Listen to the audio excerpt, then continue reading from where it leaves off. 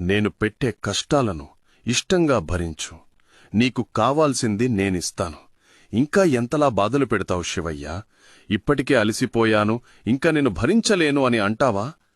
ఎప్పుడైతే నీకు బ్రతుకు విలువ, జీవితం విలువ, కన్నీళ్ల విలువ, కష్టం విలువ, సంతోషం విలువ, బాధ్యత విలువ, బంధం విలువ తెలిసి వస్తాయో అప్పుడు నువ్వు అడిగింది నీకిస్తాను. నేను నీకిచ్చిన దాన్ని జాగ్రత్తగా చూసుకుంటావో లేదో నాకు తెలియాలి కదా. అందుకే ఇన్ని పరీక్షలు పెడతాను. నా ఆజ్ఞ లేనిది చీమైనా కుట్టదని మీకు తెలుసు కదా. మరింకెందుకీ అలకా దిగులు? నీ జీవితాన్ని మంచిగా తీర్చిదిద్దుతాను. ఎప్పుడైతే నువ్వు అంతా నా తండ్రి శివయ్య చూసుకుంటాడు అని నాపైన నమ్మకం పెట్టుకుంటావో అప్పుడు నీ జీవితం మలుపు తిరగడం నువ్వే గమనిస్తావు.